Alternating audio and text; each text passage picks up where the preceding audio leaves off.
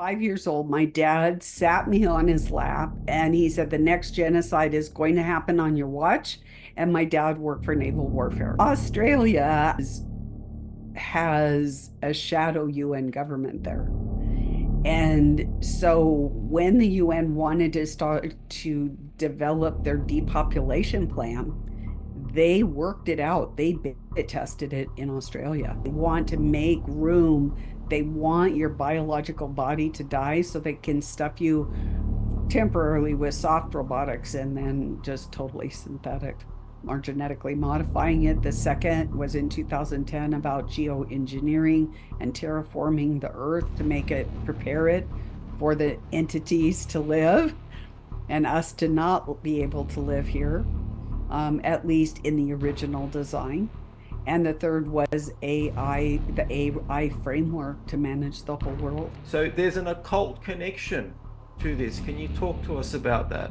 And so, under the cover of wildfires, what they were doing is casting down spells and curses upon the people and the territory of Australia. So, what happened just a month later, COVID hit you guys, and your leaders were the most, I mean, everybody was astounded at tyranny that your leaders were exposing you to, everything from direct energy weapons to, I mean, they were brutal to you all.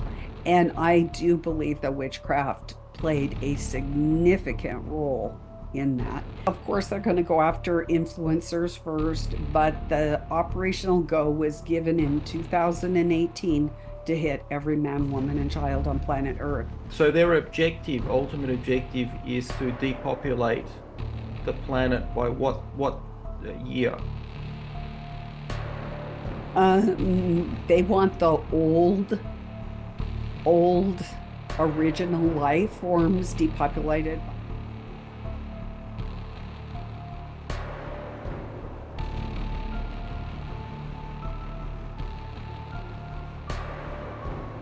Good evening, everyone, and welcome to the podcast. Our next guest is a well-known and respected researcher, journalist, and broadcaster. She has been featured on the Alex Jones Show, InfoWars, Maria Zee, and David Icke's podcast. She's a former FEMA operative and a renowned researcher on synthetic biology. Celeste Solum, welcome to the podcast. It's great to be here. Thank you for joining us this evening. Now, Celeste, by way of an introduction, I'm sure a lot of our audience has heard of you. Just in case, for those who haven't, if you could just give us just an introduction to your background. And as I've mentioned, you've got a fascinating background and you worked for FEMA at one point. So tell us about that. So let me just start from the beginning in a nutshell. So at 5 years old, my dad sat me on his lap and he said, the next genocide is going to happen on your watch. And my dad worked for naval warfare. And the people that we had come to our house, I knew that he was telling the truth. So what did I do? I set about my life gathering skill sets that would prepare me and my house for these days. And because my house was prepared and because I gathered these skill sets, I then was able to help people around the world during this pivotal time, transitional time, if you will. So what does that mean? So I was always in organic farming, plants, animals, since knee-high to a grasshopper, always had my hands in the dirt. And that was so I could tell what is normal and what is not. What's normal what are normal plants? What are normal animals? What are not? Normal weather, normal not. So I could distinguish between the two. And then I went into nursing, and there were reasons that I just kind of stayed away for a while. My oldest had many birth defects, and to live it 24/7 was a bit much. And so what I did is I took a stint in dentistry, and that has served me well. We can talk about that if you want at some point in the conversation. And then I went to environmental medicine, which really had a great mentor, Dr. Philip Branheim. He's now deceased. And he basically mentored me that there were other modalities other than allopathic medicine. And, I was a heart, I took what I learned like just gospel truth. And, I had to unwind, and I almost died during my time as working for him, but also as a patient. And I learned that other modalities are very powerful, and we may not think that they are, but they are very powerful. Then you add the synergy with your mind, a positive mindset, and it's amazing what can be accomplished. Well, then I took a hard left and I went into FEMA, and it was at a very transitional time in American history. So I was there for the good times, Y2K. People think that Y2K was a non-event. That Mm, was not the I truth. remember that. Uh, what actually happened, people were thinking it was going to be the end of the world and all of that. Mm, But what it was is that, let's say you work for corporation A and there's a corporation B, and their computers would not talk to one another. And they knew that they were about to deploy all these computers, all these sensors, that we would become this electronic gridded world. And they needed all the computers to talk to one another. And that was the real purpose for Y2K. And so they did achieve that. All the computers now talk, all the sensors, it doesn't matter if they're the size of an atom or the size of the Pentagon. They all talk to one another. Of course, classified will stick with classified and that type of thing.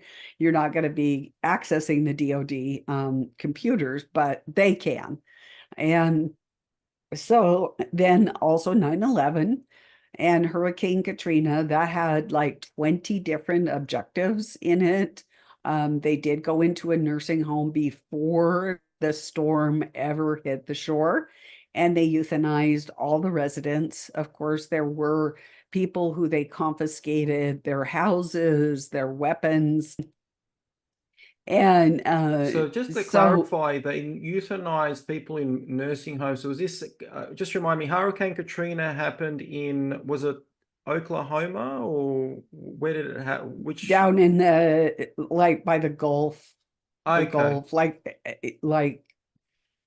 I forgot where it hit, like New Orleans, I that knew that's what I area. meant. New Yeah, Orleans. I yeah. mixed up my.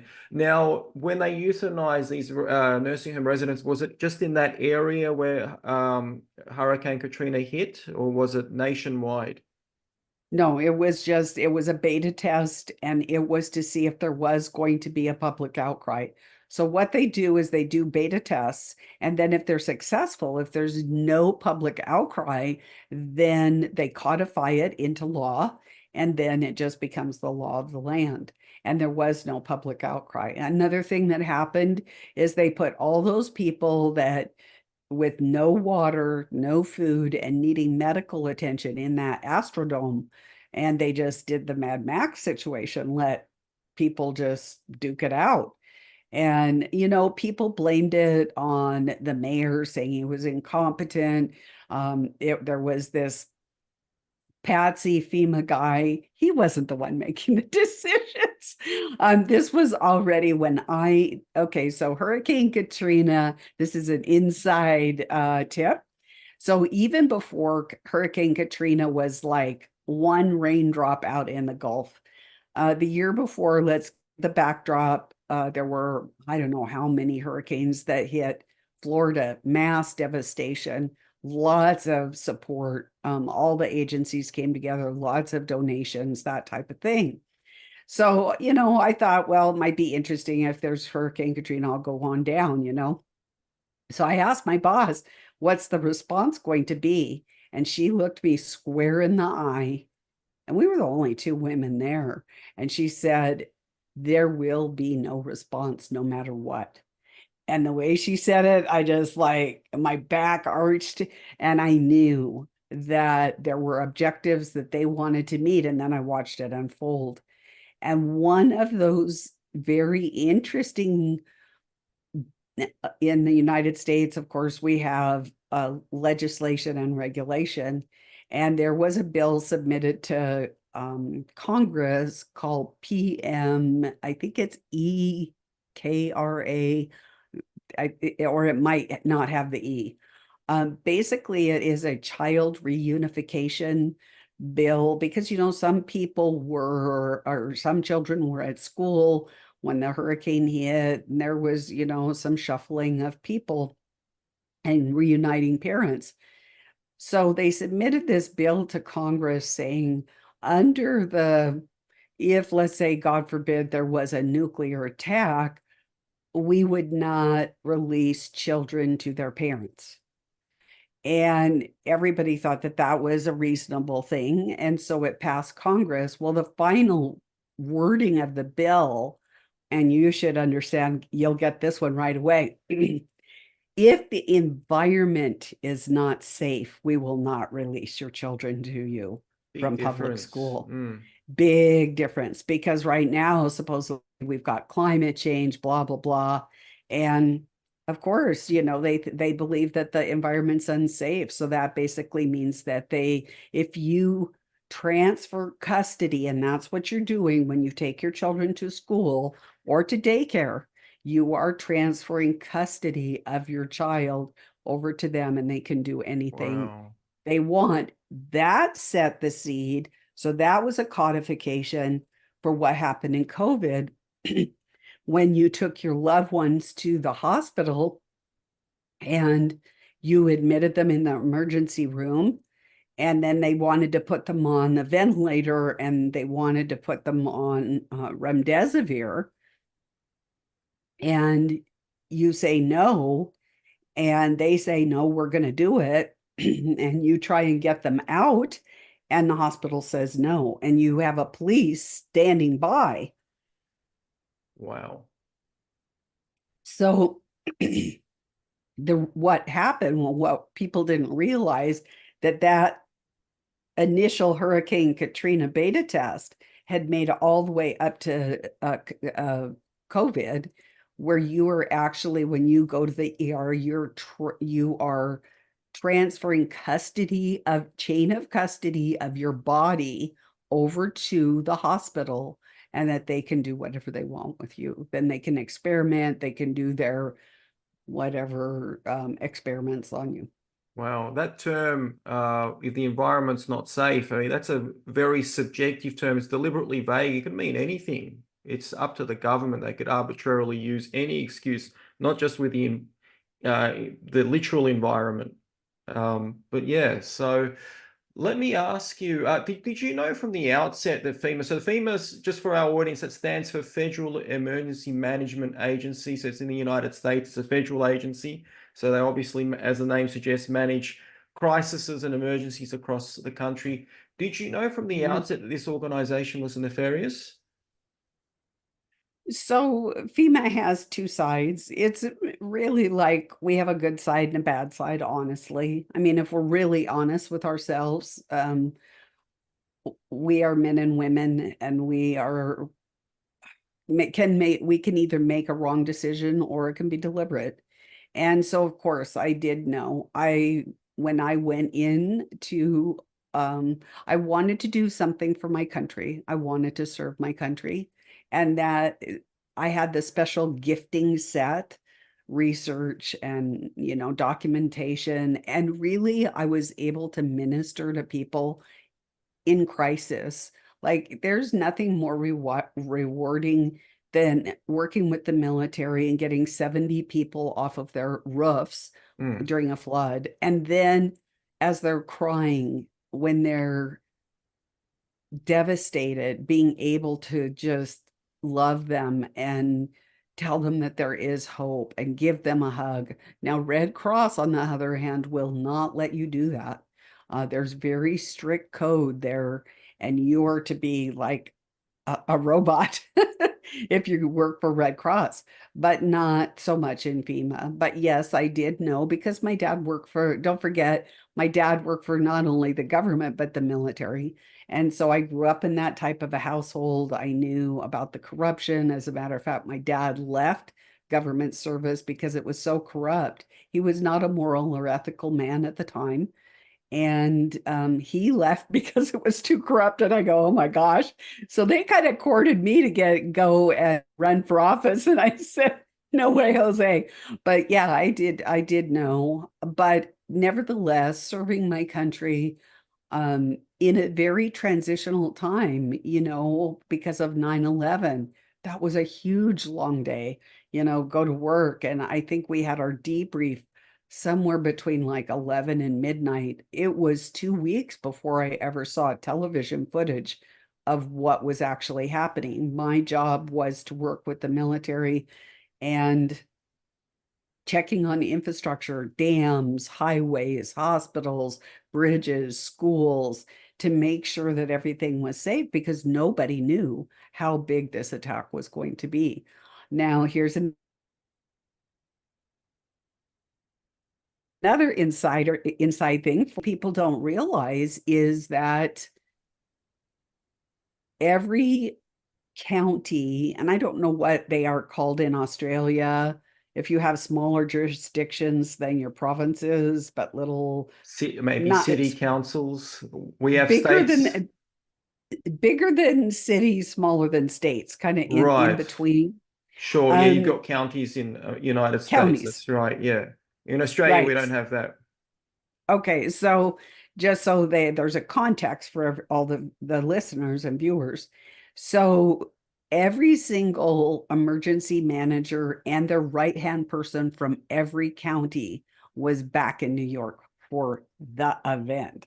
So you knew, we all knew it was planned, and we all knew it was coming. There was tightening security. You used to be able to brainstorm with your colleagues, and then all of a sudden it was you just don't look to the right, don't to the left. You're in your office. You don't talk to anybody. You've got your project, and it's compartmentalized. And so, yeah, I knew.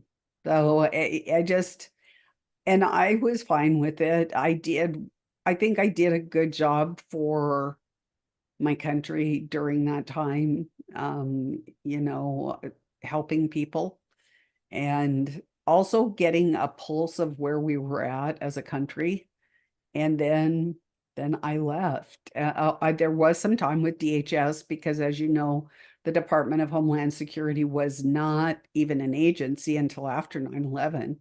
And then they did not have the funding until the hurricanes in Texas. And then they went to Congress and said, oh, we don't have funds, blah, blah, blah. We gave them to FEMA, blah, blah, blah.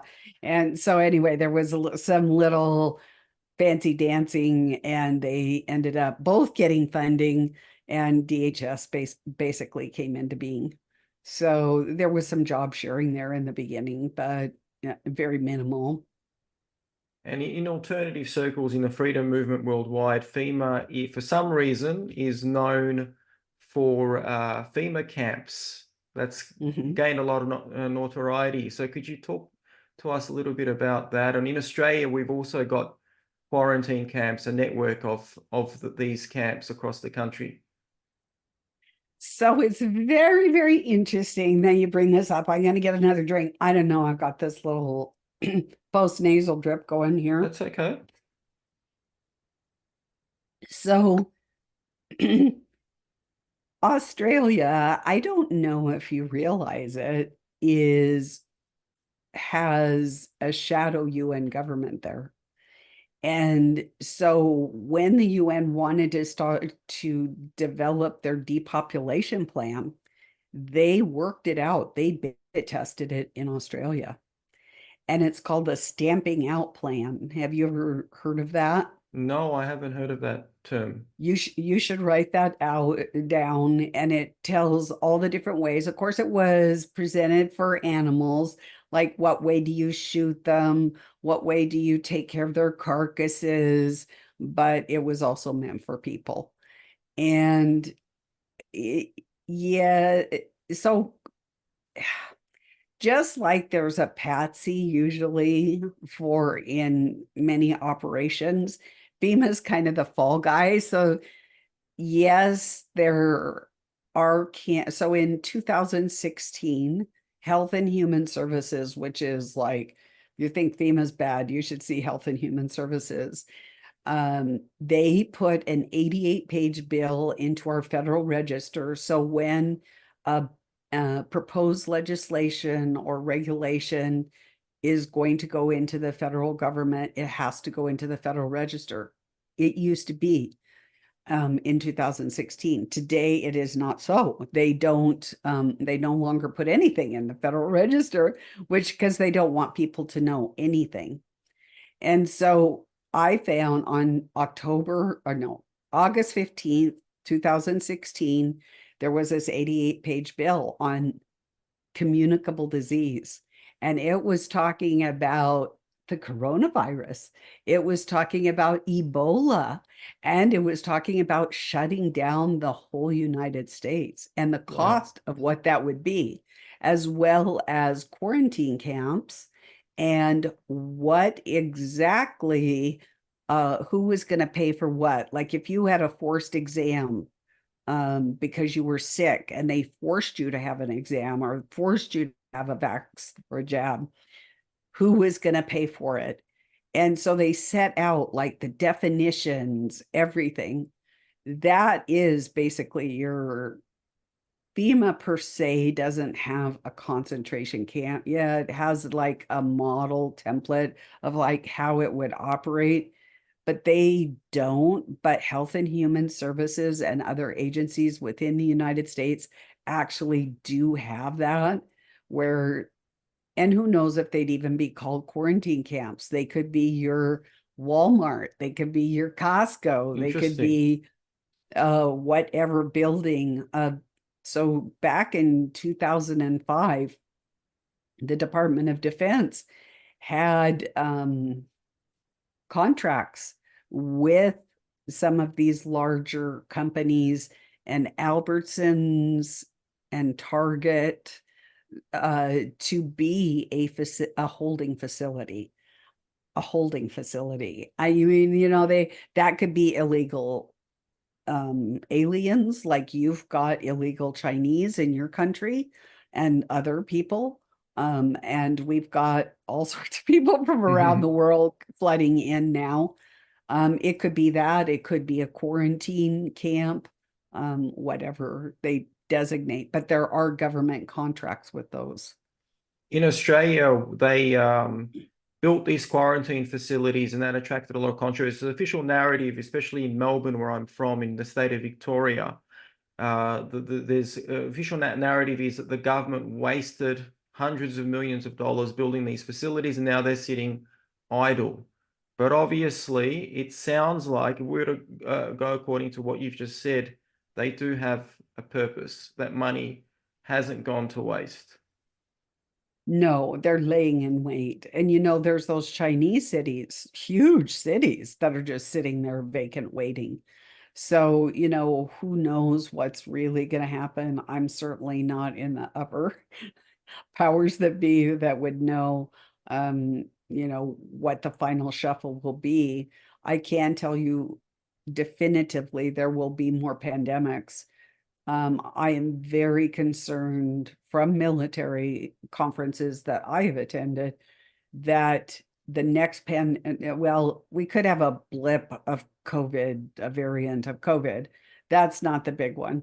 The big one, which I do believe is 2024, is a digital. It's a biological digital. There is so much. We have IP addresses. We have operating systems installed in all of our bodies, even people that did not take the jab, that they can send a malicious code that's set to your body through frequency that says bleed out. And as the first patients, this is their words, not my words, as the first patients go to the hospital bleeding out, the computer system starts melting down. And out of that will come the new world order. Out of the ashes will come the new world order, what they call it. It depends on your worldview, what you call the next step. So, so you're saying that this necessarily doesn't get into the body through these things. This is going to be called a pandemic. It is going to be called biological, that you can catch it from somebody else, so there'll be a huge fear factor, but it's digital. It is malicious code, just like your computer gets a virus. You will get a virus through frequency into your body, and it hooks up with the operating systems in your body to do whatever the command is. In this case, let's say it's a hemorrhagic event, it would be bleeding out. And that's what will scare people more than anything else, even more than COVID, because a lot of people are COVID, yawn, yawn, I'm not going to worry about it. But if people started to bleed out through their mouth and all their orifices and falling down, you got to know they're going to get people's attention once again.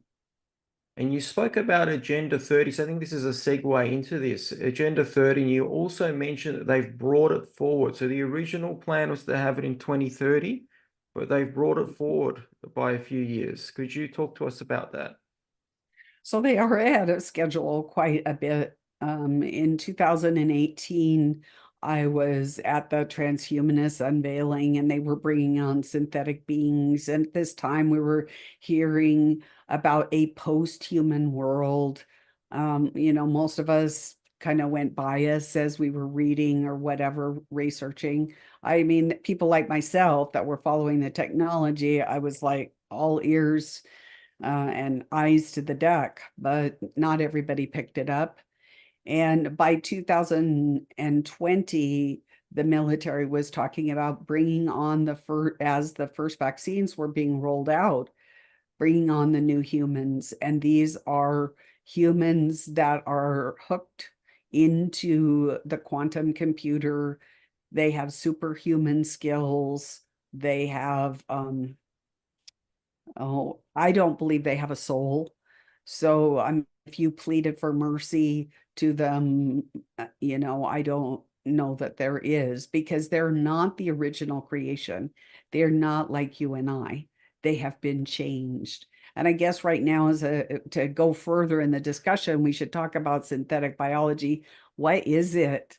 It's more not just GMO food, that we all said, no, we don't want it, it doesn't taste good, it's chemical, blah, blah, blah. This is different. This is taking it one step further. So you've got your original design, and then what they do are these mutations. They have a library of mutations. That process is called synthesis, and you become a biohybrid. That's where most of us are right now. We are biohybrids. We have been rewired. Things that you may notice, that supplements that you used to take for something don't quite work the way they used to work. And this is why, because you're not exactly the same as you used to be. And you're part biological and you're part mechanical, in a sense. And then what they do is they're ramping up the frequencies to cause a cavitation event. That's your direct energy weapons. And what they do is they cavitate your body. You can think of it like gutting a fish, or if you're a hunter, gutting the animal, and then stuffing it with soft robotics. And then those soft robotics are sensory everything. They're monitoring everything. Although everything we touch right now, all of our clothing, all of our food, the air, everything we touch is a sensor at this point. So, So that's how and they get it then into our body. We breathe it in, we eat it, we drink. it's in our pharmaceuticals, it's in our clothes, it's everywhere. If you eat some dirt accidentally, you get a carrot from the ground and you don't wash it off too good, because it has been, the graphene and different things have been aerosolized. It's in there. And the plants are all synthetic biology. So when did this start? So there was a conference in Asilomar, which is near Monterey, California, um, in 1975, and the movers and shakers, the policymakers, the people with the money decided in 1975 to genetically modify all life on Earth, all life on Earth, every human, every animal, every plant, every microbe, every bacteria. I don't believe in virus theory, so I don't go there, but anything that has life. So in this, so going back, now we're at the biohybrid stage. We're now stuffed full of soft robotics. And basically that is your depopulation, because as it grows, hydrogel takes over your body. It grows. And as it grows and it crosses your blood-brain barrier, you can't think anymore. And it fills your whole body. It was based on black goo. And then you basically are your biological self withers and dies, and you really become, people say that there's synthetic life. There is no such thing, and we have to get that in our heads here. There is not a synthetic life. We either have life or we have death. So at that point, you were an entity, and it was, I think about 2 years ago or 3 years ago, I started seeing that they were referring to the nanoparticles and the smart dust as entities. And that's when Alex Jones picked it up, that these were entities. It was the first time I had heard them called entities. So they know that they're not life, but it's easier for us to accept, but that's mind control. We are being mind controlled that this death is life, but it's not. So that's a real important concept that we need to understand. And this is where it's going to get weird. We'll touch on the occult element to this in a moment. But so their ultimate objective, is to depopulate the planet by what year? They want the old original life forms depopulated by next year. Not 2024, but 2025. I'm not sure. I do not know if it's January 1st or if it's January or December 31st. I don't know that. But by 2025, they want all of the original design, not in the biohybrid, but in the final stage of a synthetic entity. And how close are they achieving this goal? Probably, I would say 75 or 80%, if not Wow. more. And yeah, this is the part where it gets weirder. So for all the normies, I think all the normies would have tuned out by now if they've tuned in, and they're certainly gonna turn this off. But so there's an occult connection to this. Can you talk to us about that? Well, shall we start with the Australian, go easy on the audience and start with the Australian wildfires? Sure. I mean, our audience is Australian, mostly Australians, so Okay. Okay. And we can start wherever you like. I have a large Australian audience myself and some good That's friends right. in Australia. So, You've been um, on Maria Zee quite a few times, so and Dr. Michael Christian, if you want quantum ophthalmology or optics, he can heal you just by playing with lenses, whatever you have. And he's in Melbourne. So he's excellent. I can get you his contact information if you want. And terrific. I've had him on my show a number of times, and you might want to have him on your show because he's absolutely riveting, at what Definitely. they can do. Yeah, yeah. Absolutely. So back 2019, you guys had the terrible wildfires, and the Americans kindly sent some Boeing jets over. Of course, they were a joint project between Australia and America, and they were Boeing, and they were called the Valkyrie. And the Valkyrie means chooser of the slain. Interesting. Why are they Hmm. doing that? To send These are fighter jets. They have a payload. They had graphene skins that could make them invisible. They had two sets of equipment on them, one called Geomancer, the other called Spellbook. And so, under the cover of wildfires, what they were doing is casting down spells and curses upon the people and the territory of Australia. And those spells and curses were mixing with indigenous prayer, pagan type of spells and curses and making the perfect storm.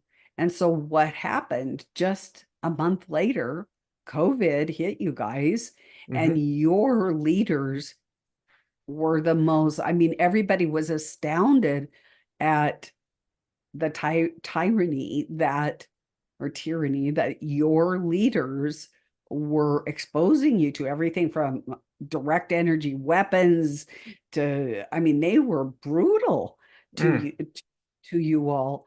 And I do believe that witchcraft played a significant role in that. And there's one last tie that I don't think I've said it already. So Remdesivir's original name was Valkyrie, the chooser of the slain. Wow. So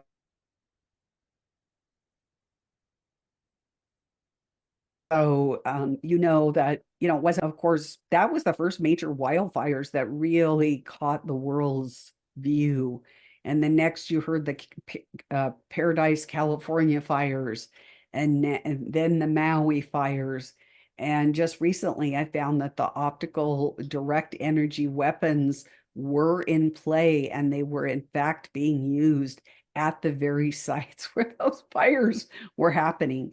So, and these were from space, like the International Space Station and satellites and very low orbiting satellites such as Ouija. Yes, DARPA loves to do like witchcraft type of names, and they also like to name their satellites, both DARPA and NASA like to name them after the gods and goddesses of old. Interesting. So let's just take a step back. So the US military sent in planes to fly across Australia under the guise of aiding with the wildfires, with the bushfires, what we Yes. call bushfires in Australia. And it was done under the US military, and they were transmitting curses onto the population. So why on earth, I mean, you did touch on it, but I just want you to expand on it a little bit further. Why on earth would they do that? The US It was military. it was a beta test. Now the chickens have come home to Right, the roost. Now they're doing it over here. So right. you just got hit first. I personally think that it had something to do. I think there were higher players than just the United States. I think it was UN mandated. Um, and the reason is because of the activity with you guys doing the original stamping out manual for depopulation. I think that what this was is just kicking everything up a notch. And your fires, I do believe, were probably started by direct energy weapons. I don't have proof of that.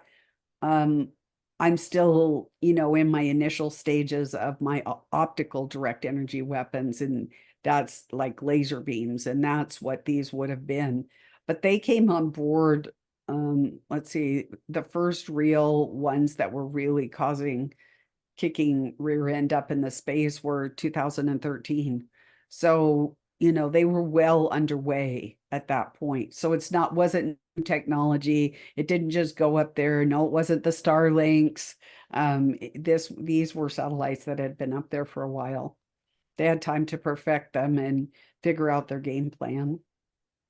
And what's the objective of this spell? So there was clearly a spiritual meaning behind it. It wasn't just symbolic.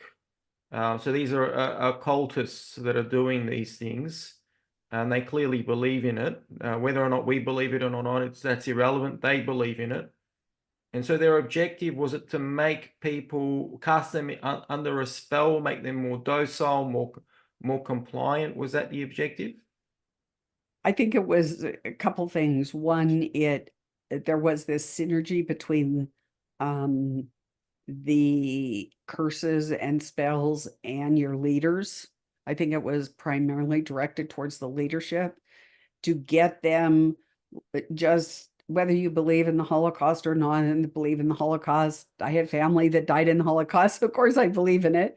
Um, but you know how the SS troopers were brutal. I mean, there was no compassion. They just acted like machines and were killing machines.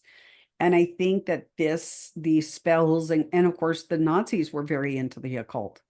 And so I think there has to be that turning, so to speak, gouging out of your humanity before these operations really go into higher gear. And, I don't think it was by coincidence that it happened just as COVID was about ready to hit. So in December of 2019, I already knew it was going to go global. I was preparing my home, COVID. So, you guys were kind of consumed with watching the fires and all of that.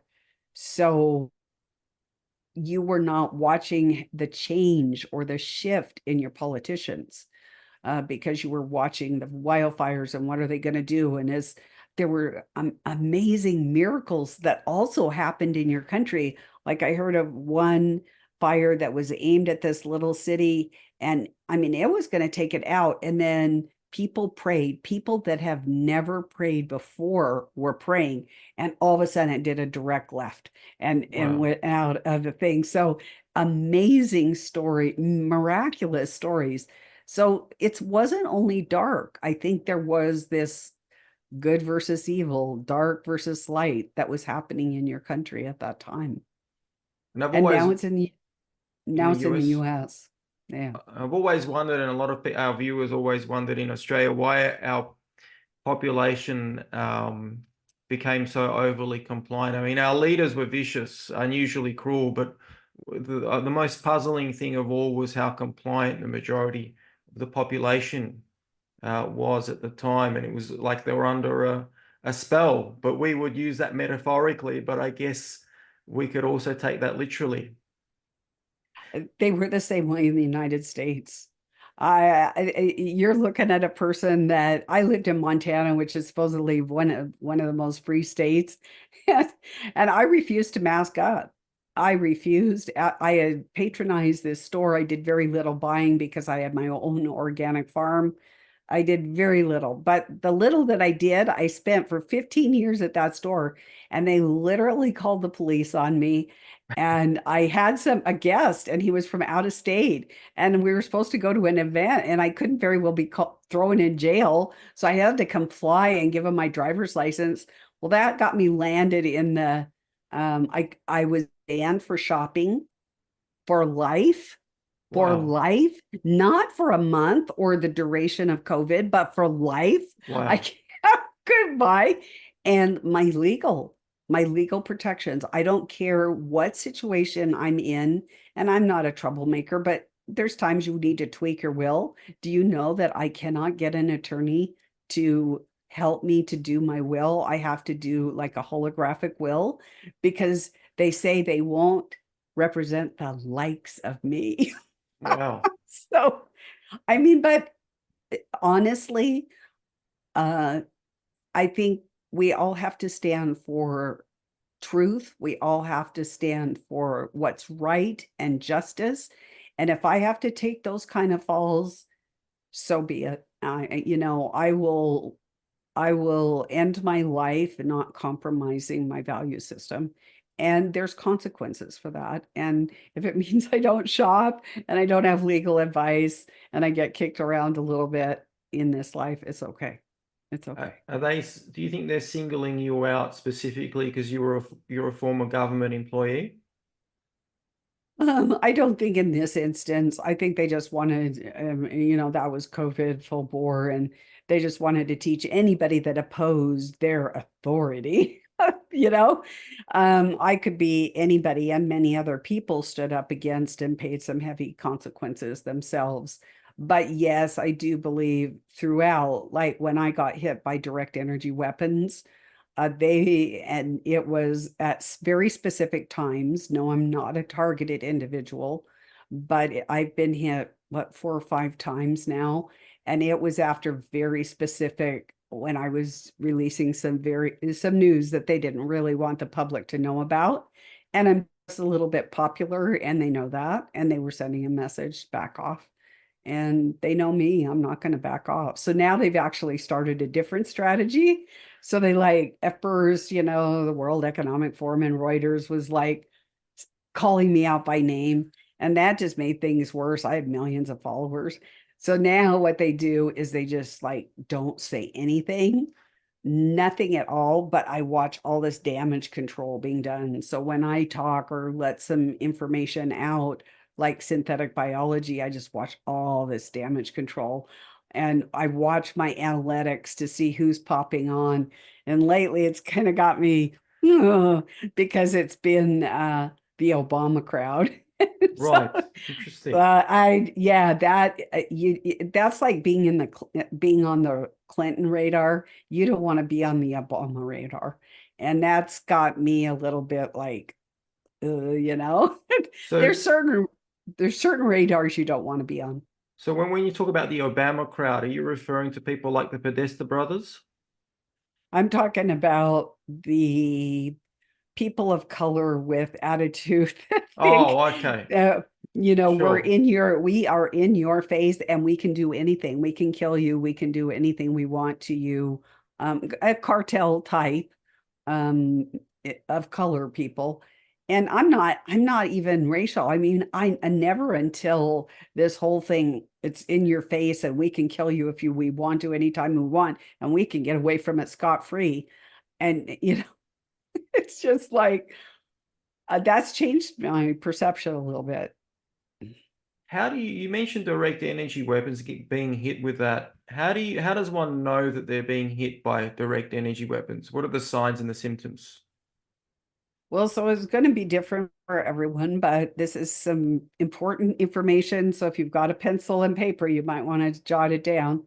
So I was actually in this office right here, and I was an hour and 45 minutes into a European panel talking. And all of a sudden, the top of my head started heating up, and I like had a migraine, but it was like in a circle on top of my head. And I said, that's the strangest thing. Never had something like that in all my life. And I managed to get through the 15 minutes, and everybody wanted to visit afterwards. And I said, sorry guys, I just crawled upstairs. I went, oh, I one other thing I left out. I saw painting of my lungs. I don't know if it was in the spirit or I saw the frequency, but I saw my lungs being painted. And I had covered that technology for several years at Shepherd's Heart Life on my blog, but I had never experienced it. So I climbed up the stairs and I crawled into bed with like shoes and everything. I just crawled into bed. An hour later, I woke up with full blown COVID. They had painted COVID into me. I was Wow. perfectly fine, perfectly healthy. I had pneumonia. My oxygen was terrible. Thank God I've got all the supplies here that I needed to treat myself at home. But it took me months to get over it. And then the second time I was on my way to the city, which is a good long ways. It's kind of like Australia. You sometimes have to go a long ways to get to some place. And I've got a biblical worldview. So the Holy Spirit said, get another cell phone. And I'm like, I'm not much of a cell phone person, you know? Why do I need two cell phones? One is enough to drive me crazy, because you have to remember where it is and all that kind of stuff. But one thing I've learned is to be obedient. That's something we haven't talked about, is that my husband was killed 7 years ago. I'm in my 8th year from the agencies. So there are sacrifices that you make. And so anyway, so Wow. I learned after that to pay attention, because my life would depend on it. and it has many times. And so anyway, I go in, I choose my cell phone and I pay for it. And he goes, okay, now it's time to get your cell phone out. And so it was in my purse, I didn't even carry it in my hand like most people do.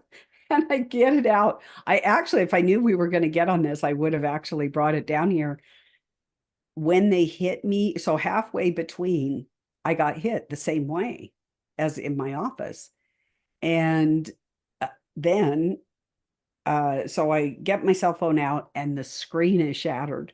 So I go, oh, okay. So it not only hit me, it shattered the screen of my cell phone. Wow. And so then this year, I was in Bozeman and I was on an interview and left that interview, and I was going west towards the Western United States, to Missoula, Montana.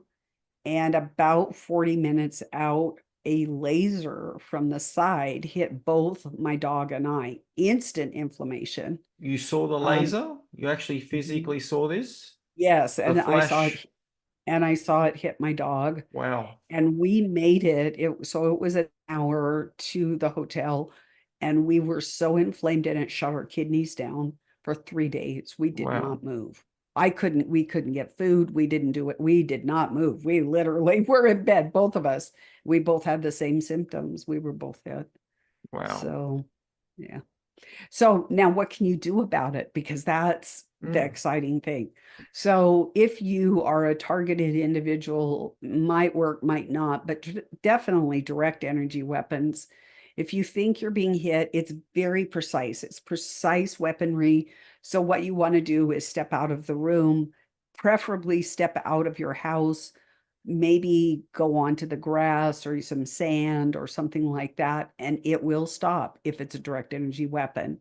If it's just that you're sensitive to electronic frequency, EMF frequency, or the EMF pollution, then that won't stop. But if it's a direct energy weapon, because it's aimed at one little spot, and once you walk out of that, then you're free.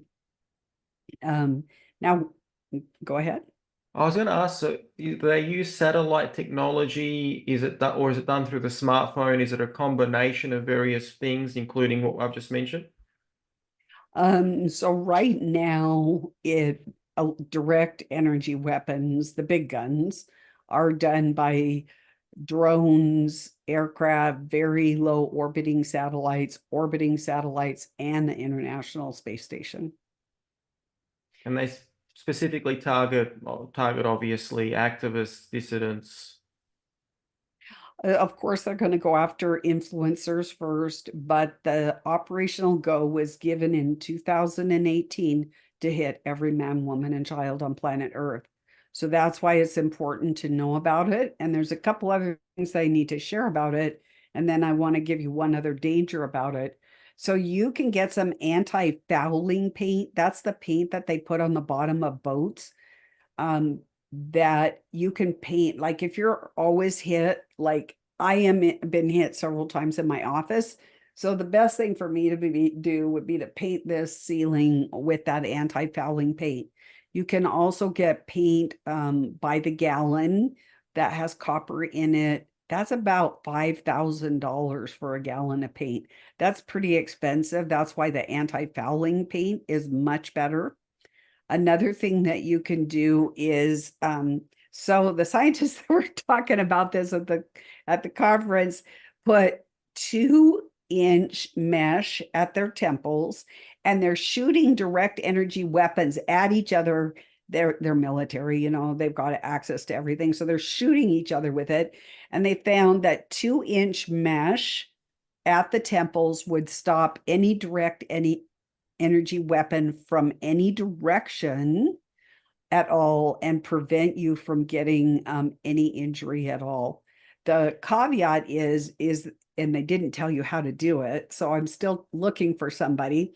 It has to be grounded. So you can't just put mesh on your temples. You have to ground it to the ground. Otherwise, you can injure yourself. So that is something that people are looking into. There's a lot of exploring of that happening right now of to keep people safe. Now, one of the other problems with direct energy weapons is if you get hit, let's say you're in the outback, you can get the symptoms, this cavitation that I was telling you about, this gutting out of you. That's what direct energy weapons do. Causes, I want you to think about a bottle of soda, and the top lid is on, you're shaking it like this, you take the lid off, what happens? It goes all over, That's right? right. At pretty good speed. That's what happens. This is what it's invisible. You can't see it.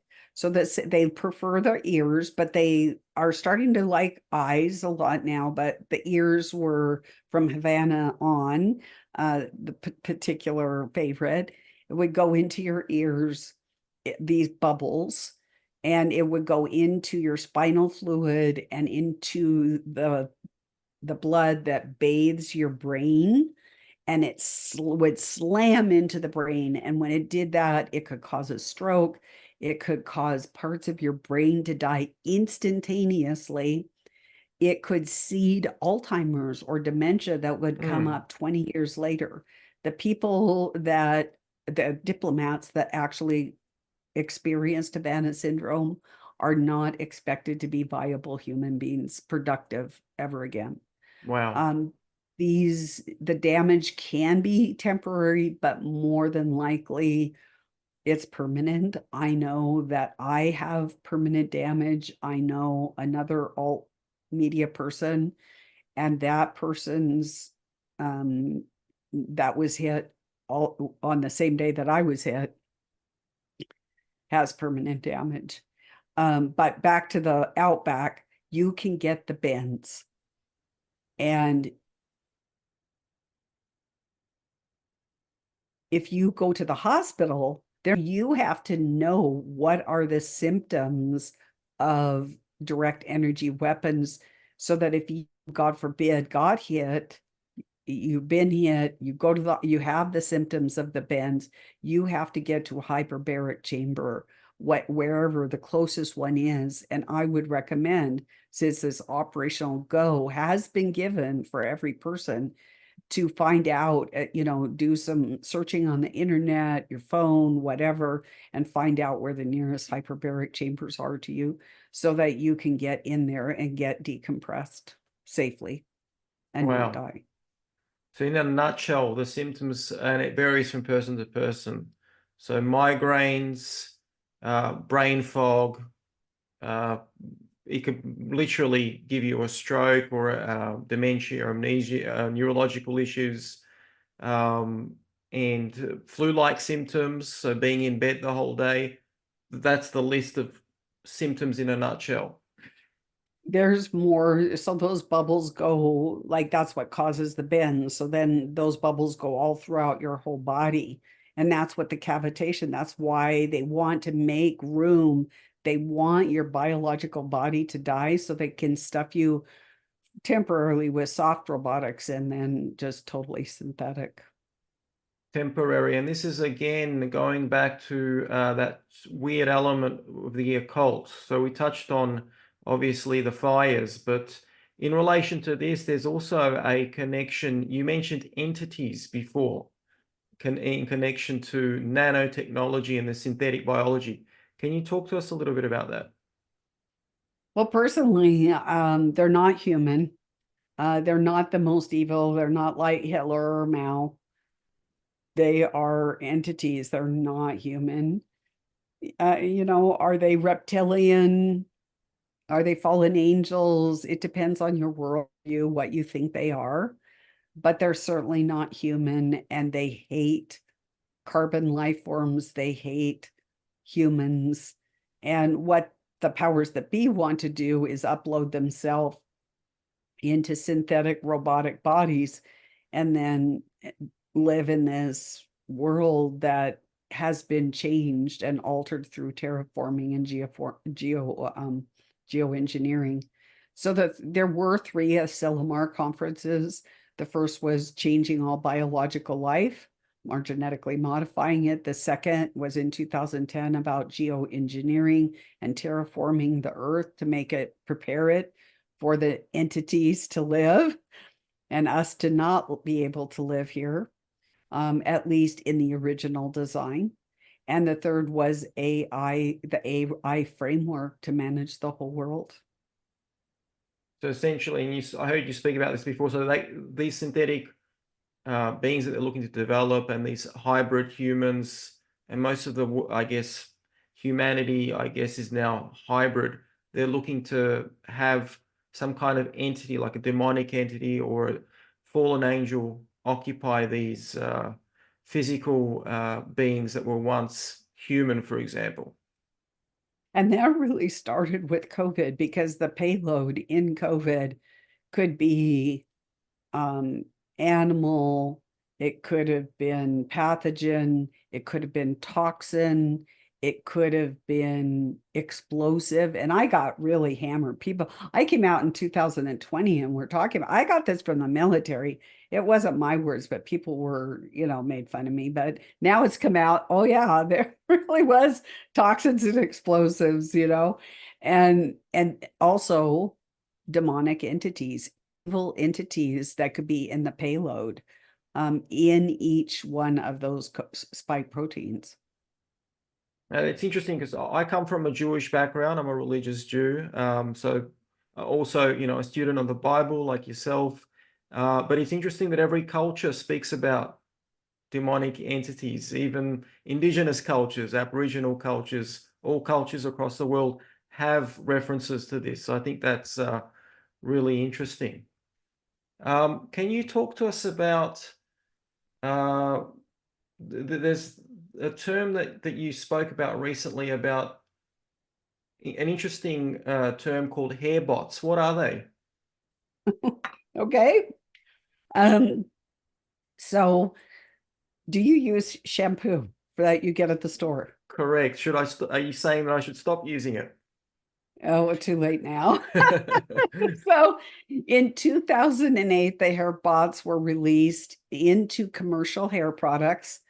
And basically, what synthetic biology does, if you want to know about it in a nutshell, is to change the function of the original. So if it's changing the function of the original human being, in this case, we're talking about hair. So we're changing the function of hair.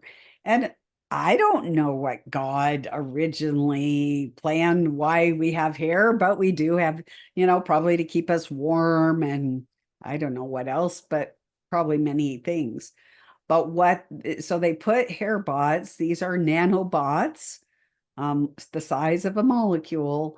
And what they did is would change the hair follicle. And what happened is it became a filtration system to filter out what the UN declares as a pollutant. And what does the UN declare as a pollutant? CO2, carbon dioxide, oxygen, and nitrogen. And so your hair is filtering that out and has been filtering that out of our atmosphere. That's why our atmosphere is having problems and why many people are having more respiratory issues since 2008. That's when they first started putting them in. So The only way, go ahead. when you say atmosphere, problems with the atmosphere, so for example, irregular weather, strange patterns in the weather, for example. For example, and also less oxygen, less CO2, less nitrogen, because they're sucking it all out now through any type of filtration system that they can. And now they're using human beings and animals. And if you're a casualty of war, that's okay. If you die, that's okay. They're certainly not using shampoo with hair bots, but you are unless you make your own shampoo. And there's another thing that I want to touch on. There's Mhm. three topics, three areas that I would always thought would be separate, no connection. Marxism, synthetic biology, which we already discussed in quite a bit of detail, and the LGBTQ movement. So is there a connection, and what's the connection? So it's really fascinating, and we've all been caught up in it. I mean, I am about as conservative as you come. And even I find it myself, like, have you used the word species? Yes, I guess we've been conditioned to use Yes, we're words like being that. right. So that is evolutionary. Marx was a huge evolutionist. And so there was Darwin, and then there were a series of people that's promoted the evolutionist theory. And the further that we got into it, then of course it was a hypothesis. Then now you go into schools and now they teach it as that's the only way. It was evolution. You came from a microbe from the sludge or a asteroid, but you certainly didn't come from God Almighty, so we got away from kinds, and I'm really trying to the back to the occult a little bit. The occultists really like semantic and word games. And so when we buy into something like species or human, and I'm really trying, human, we say human and it's man and woman, but we really need to get away from that. Homo sapiens. We need, well, it's not, there's no Homo sapiens in the Torah. That's right. It's man and woman or this creature or that creature. And we give them less dignity, and we are eroding ourselves into evolutionary belief. Now, do you know about the Philo Code? No. Okay, so that's PHYLOCODE. So 10 year, about 1990, they wanted to reclassify life on Earth because they knew this whole system was coming in. I did a great article on it on Shepherd's Heart Life if you want to look at it. But it made room for angels and demons and hybrids and synths and robots and everybody as one big happy family. And so they knew this was going to happen. So they worked for 10 years on this. 10 years they worked. And it was called a Philo Code. And they finally approved it in the beginning, I believe, of 2019. By the end of 2019, they had their first deployment of the first form of manufactured or engineered. I don't want to say life because God didn't create this, man created it. So it's an engineered entity, and that was COVID. And so that then now we're building up towards, okay, you're not really human, now you've had 3 jabs and 5 boosters, and each has different animals in it and different this and different that, plus you've got some snake venom in there, you've got some Lovely. tardigrades, you got spiny mice in there, you got some bats. So you're not really a human. And you know what? Uh, you might just be dangerous to the to the world. So, we saw this with the Jewish people. So my people got killed in the Holocaust, and my people were Jewish as well. And so it was like, this is why I'm the watchman on the wall, kind of, because it's like, even though Dad said it was going to happen on my watch, I'm going to at least shout from the housetop and at least educate people. Um, I'm sure there were people back then that did as well. So, so that's kind of tells you a little bit about some of the backstory on that and why we have to be careful with our words. Like for me, I've got over the life part. Um, and the human part, no, it's the human part, I think, that I'm really struggling. Like, what do you do to encapsulate, well, mankind? Mankind. I'm trying to go to mankind and be more in alignment with Torah, the Bible, and so that I don't deviate. And going back to language and the connection to the LGBTQ movement, so this is where they've basically brainwashed what we call Generation Z, and we see that on TikTok, and Libs of TikTok has brought that to light. Is playing a role in bringing that to light, where they're conditioning the younger generation to use pronouns, they, them, etc., etc. So is this a part of that whole agenda? Just a small part, just like it was a small part in the COVID. COVID was so complex.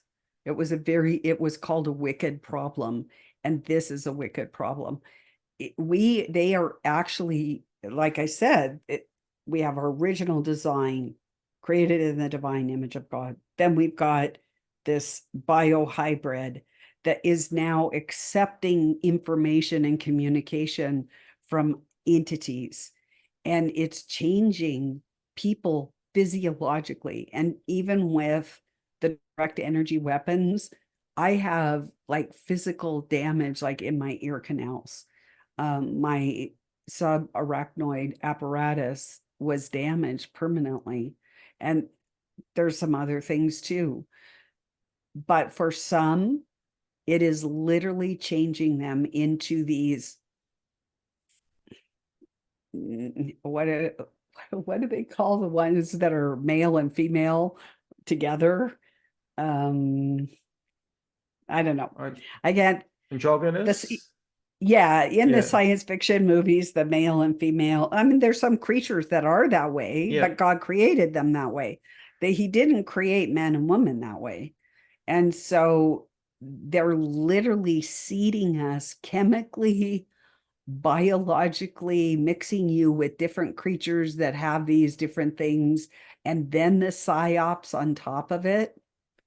It's a perfect storm. I feel my heart goes out for these children because they don't understand the process. And where I'm from, I mean, it's happening in the United States, but Melbourne is, I guess it's like the equivalent of Portland in the United States. Portland's a lot worse, but Melbourne's probably the most woke city in all of Australia. And we have a program in Melbourne and in the state of Victoria called Safe Schools. It's an Orwellian name because it's not really, it's under the guise of helping children who are being bullied, but what they're doing is it promoting the trans agenda to children as young as kindergarten, preschool children. So they're going to that level. So that's all part of that eugenics agenda to transform humanity and convince people or confuse people about the agenda from a very young age. And they don't want them to conceive. Part of it is this is a different angle towards depopulation. Well, if you don't conceive, you don't bear children. If only the lab, see, that was another thing that according to the United Nations, only you can't take anything from nature, and that includes reproduction. So everything must be done in a lab. All food must be from the lab. All reproduction must be from the lab. Well, then, some people can have and other people can't have.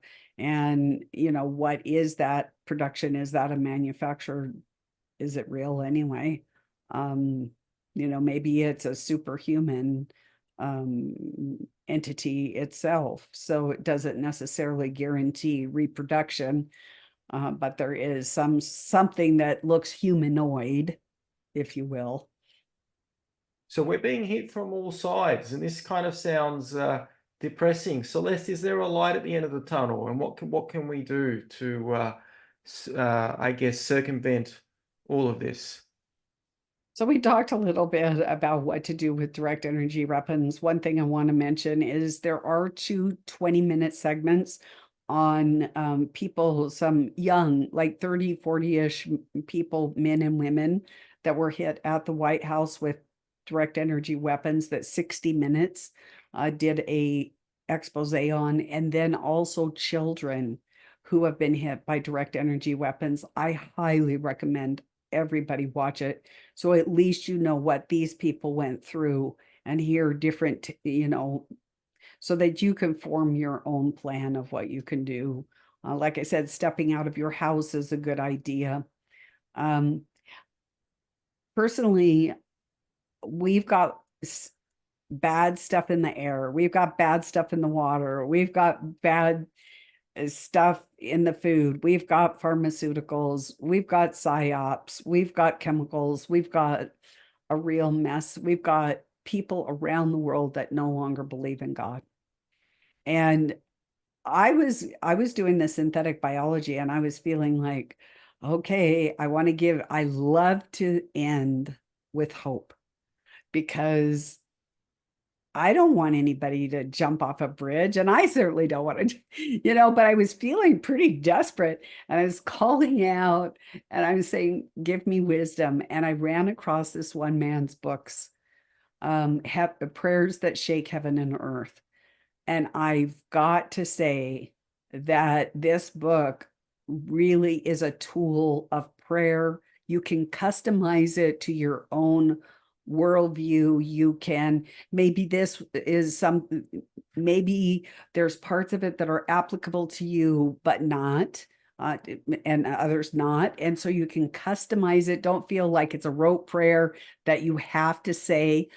But I would caution you, because this man used to create or engineer. See, even I do it. Oh, engineer synthetic biology. And then he did these 3 books, and he goes about these prayers very meticulous, like closing down the meshes, the networks, the thises and that's. Very good. And I mean, I'm familiar with the synthetic biology and the technology, and I think he did an excellent job. And most important, he's calling upon God to extricate it. So in prayer, you can extricate this technology from your body. It is praying without ceasing. I mean, because yes, you just get rid of it, and there's a new flood that you're breathing in. So you do have to pray. You have to give thanks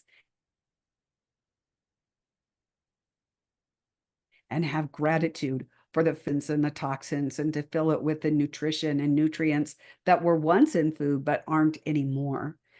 And you would be amazed. You would be amazed what God can do. I mean, just in my life, people come say, you cover the darkest topics ever, but you have a smile, you have peace. I do not feel afraid. I'm not in terror. I feel confident, and I can do this. And if I can do this, you can do it too. And prayer is something, and giving thanks and having a song in our heart and being joyful and enjoying the little things and giving loving acts of kindness, Hesed. It's so important. And this is a war, everyone. This is a war for mankind. And we're all on the battlefield. And every little thing that you do makes a difference, because it just ripples across eternity. And I'll tell you that one story. It's a cute little story. So I'm in the grocery store. This is like 1980. I never even heard of synthetic biology at that time. And this little old woman was looking up at the top shelf to 2 loaves of rye bread. And I could tell she couldn't reach it. And I said, would you like me to get those loaves of rye bread down for you? And she said, yes, would you please? And I did. And she was examining them. And then she chose the loaf that she wanted. And she goes, my name is Esther. Did you know that that's in the Bible? And I said, yes, I do know that's in the Bible. And we've kind of followed each other around the store that day. And I looked I looked every time I went in that store and I never saw Esther again. But just that loving act of kindness. Today, what you get is you go and there's the old, like everybody's masked up and they do the like this, and you're supposed to like go through like you're going through the Red Sea, Well, as there's quick as you self-service can. checkouts, so you don't even interact with humans. So, No, no, it's better. Let's just interact with the robots. It's if you have a gift, and we've all got gifts. If you are a baker, bake something and give it away. Take it to a shut-in, take it to an elderly person, to a nursing home. If you're a musician, stand on a corner. There's people that are having a rough time. And even if it's the homeless people, you can bless them with beautiful music. If you're an artist, I know one lady, I've received paintings, but I also, people know that, I run 24 hours a day practically. And I always wanted, my cousin did these beautiful patchwork quilts, and I would love to do that. I don't have time to do that. I'm on the front lines of this war. And so she made me a patchwork quilt. And so you can do things like that, and just even a smile. And I think the most important thing that I learned something about dust and nanoparticles, the very beginning when I dove into this, is that they change the spin of the atom in our body and they change our magnetism. But we have this power that is conferred to us as being in the divine image of God. And you can go up and you're healthy in mind, body, spirit, everything. And you're in at the checkout station, and the person in front of you is coughing and hacking and sicker. They're hunched over. They're sicker than a dog. Just your presence alone as a healthy person kickstarts that person into health, because that person was originally healthy. He was, or she was born a healthy person. Even if you have birth defects or whatever, you were born healthy. You were born the way your creator made you to be. And now this person can refuse it. Maybe they like drugs, maybe they like attention, maybe they like whatever. Um, but this is all without touching them, smiling at them, talking to them, anything. Just your presence, your aura, what God is giving you, especially if you're in a joyful state or a state of song, it just bursts forth from you. Just like you all know people that you love to be around because their vibe is good. And then there's those people that are just like, mm. get me away from here, because They you suck your feel energy. like, yeah, they suck your energy. And so how much more if you talk to that, you got that thing going. And so how much more if you talk to the person, engage in that person with their life, or tell them, something that might make their day or whatever, we can all do a little something. So And we were talking about depopulation before, and the elite's plan, which is to destroy the world. But you alluded to this. The sages of Israel say that there's three things that the world stands on: acts of kindness, charity, and prayer. So without that, the yes. world would cease to exist. Without those three pillars. And Celeste, is there anything else that you would like to share with our audience this evening? I don't know. We pretty much covered Covered a everything. lot of, well, not everything, but Well, there's only so much a you can good, cover. yes, yes. How do people find you? Now, you did mention Shepherd's website. Shepherd's Heart.life, Hmm. Shepherd's Heart.life, Laheim. And it's my blog, and that's where my articles are. I do have written books, and yes, Australia, you can get my books. And let's see, there's Seven Thunders, there's electromagnetic radiation protection solutions, and inspirational homestead recipes, my favorite recipes, complete with pictures and little anecdotes and herbology. from the master herbalist herself, um, because that's one of my passions. And that's what keeps, I've got God that balances me, but I love my golden retriever. I love growing my food. I have passions. I love color and song and taste, and then doing things with it and creating a masterpiece. And each one of you out there in the audience can create your own masterpiece. But the secret and the key is to remain a man or woman, mankind, not to embrace the species thing, because then you're taking a step into the dark domain. And I'll post, you've got a Rumble channel. Are you on Telegram as well? Oh, I certainly am. The Sure. Celeste Solum official channel.